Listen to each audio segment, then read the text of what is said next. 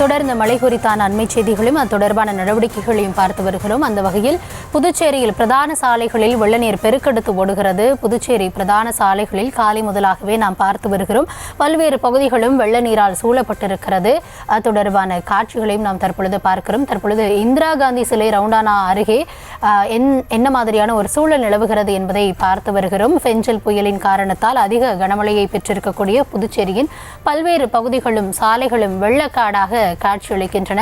News தமிழானது ஆரம்பம் முதற்கொண்டே களத்திலிருந்து எந்தெந்த பகுதிகளில் என்ன பாதிப்பு ஏற்பட்டிருக்கிறது, மக்களின் கோரிக்கை என்னவாக இருக்கிறது, தேவை என்னவாக இருக்கிறது என்பதை பதிவு செய்து வருகிறது.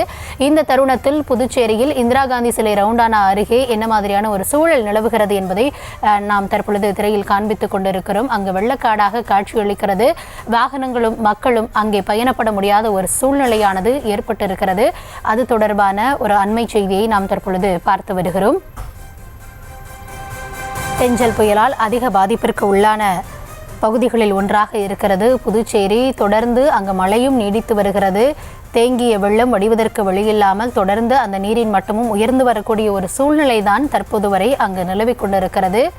தொடர்ந்து புதுச்சேரியில் இருக்கக்கூடிய பிரதான சாலைகளே வெள்ளக்காடாக காட்சியளிக்கும் பொழுது அங்கு இருக்கக்கூடிய பிற பகுதிகளோ கிராம பகுதிகளோ முற்றிலும் வெள்ளத்தில் மூழ்கி இருக்கின்றன.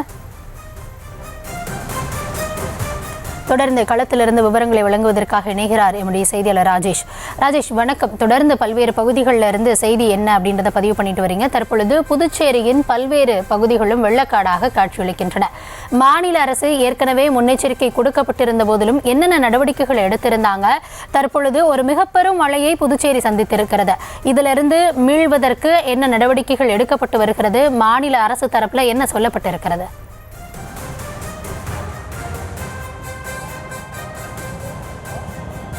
வணக்கம். தற்போது நாம் பாண்டிச்சேரியில் இருக்கக்கூடிய அந்த முக்கியமான பிரதான சாலையினுடைய அந்த ஜங்ஷன், அதாவது இந்திரா காந்தி ஜங்ஷன் ஸ்டாச்சு அருகில் இருக்கக்கூடிய ஜங்ஷன், இந்த இடத்தில் நாம் பார்க்கலாம். கிட்டத்தட்ட 5 முக்கிய பிரதான சாலைகள் இருக்கிறது.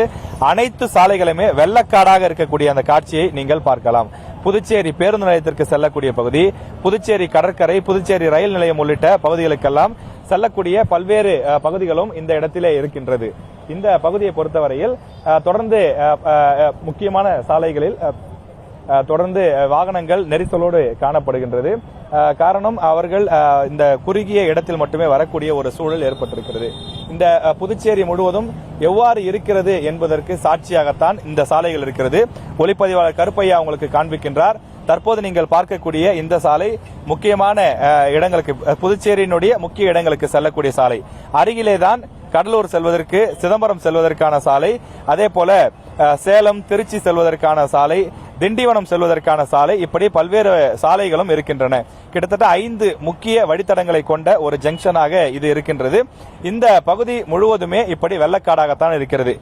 360 டிகிரியில நீங்க பாத்தீங்கன்னாலுமே தெரியும், அப்படியே முழுக்க முழுக்க மக்கள் தண்ணீரில் நீந்தியபடிதான் வந்து கொண்டிருக்கிறார்கள்.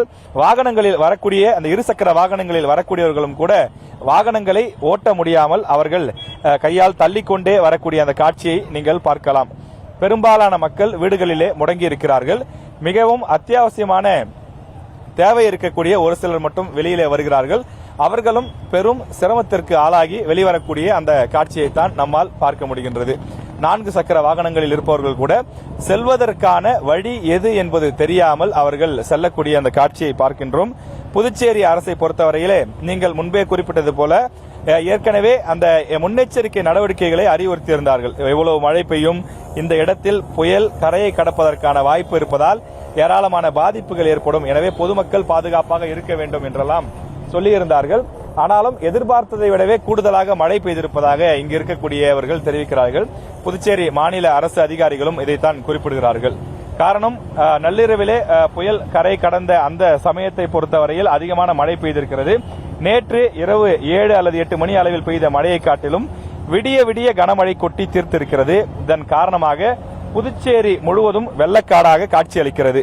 நாம் குடியிருப்பு பகுதிகளுக்கெல்லாம் சென்றால் ஒவ்வொரு வீதிகளிலும் முழங்கால் அளவிற்கு மேல்தான் தண்ணீர் இருக்கின்றது. குறிப்பாக முட்டி அளவிற்கும் கழுத்தளவிற்கும் கூட பல வீதிகளிலே தண்ணீர் இருப்பதை பார்க்க முடிகிறது. அந்த வீடுகளில் இருக்கக்கூடிய அந்த படுக்கைகள், மெத்தை, வீட்டு உபயோகப் பொருட்களான மிக்சி, கிரைண்டர், வாஷிங் மிஷின் உள்ளிட்ட அனைத்து பொருட்களும் மழையில் நனைந்து வீணாகி இருக்கின்றது. பல இடங்களில் வாகனங்களும் வெள்ளத்தில் மிதக்கின்றது. முக்கிய சாலைகளில் வாகனங்கள் பயணிக்க முடியாமல் எந்த பகுதி மேடாக இருக்கிறதோ அந்த பகுதியில் மட்டுமே இவர்களால் பயணிக்க முடிகிறது. அப்படி இருக்கக்கூடிய பகுதியில் ஒன்றாகத்தான் நீங்கள் இந்த பகுதியை பார்த்துக் கொண்டிருக்கிறீர்கள். இதிலும் கூட முழுமையாக அவர்களால் வர முடியாத சூழ்நிலையில் சாலை ஓரமாக அந்த சென்டர் மீடியன் இருக்கக்கூடிய அதனை ஒட்டி மேடாக இருக்கக்கூடிய பகுதியாக கண்டறிந்து மெதுவாக ஒவ்வொரு வாகனமாக ஒன்றன் பின் ஒன்றாக அவர்கள் தற்போது சென்று கொண்டிருக்கிறார்கள். புதுச்சேரியில் காலையில் மழை சற்று ஓய்ந்திருந்தாலும் தற்போது மீண்டும் மழை பெய்ய துவங்கி இருக்கின்றது. தொடர்ச்சியாக மழை பெய்து வரக்கூடிய சூழ்நிலையில் பொதுமக்களுடைய அந்த இயல்பு வாழ்க்கை என்பது முற்றிலுமாக பாதிக்கப்பட்டிருக்கிறது.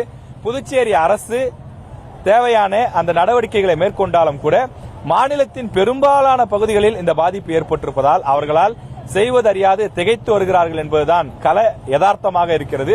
மாநிலத்தின் ஏதாவது ஒரு பகுதியில் அல்லது சிறு பகுதியில் பாதிப்பு என்றால் அரசினுடைய மொத்த எந்திரமும் அங்கே செயல்பட்டு மீட்பு பணிகளை மேற்கொள்ளும்.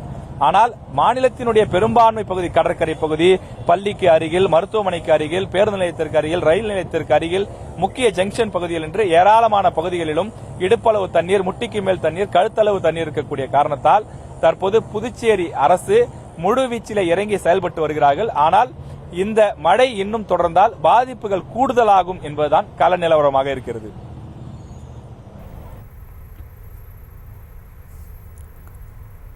பெய்திருக்கக்கூடிய கனமழையால் புதுச்சேரி முழுவதுமே வெள்ளத்தில் மூழ்கி இருக்கிறது. செய்வதறியாது அரசும் திகைத்து நிற்பதாக எம்முடைய செய்தியாளர் களத்திலிருந்து தகவல்களை வழங்கியிருக்கிறார். களத்திலிருந்து தொடர்ந்து விவரங்களை வழங்குவதற்கு நன்றி ராஜேஷ்.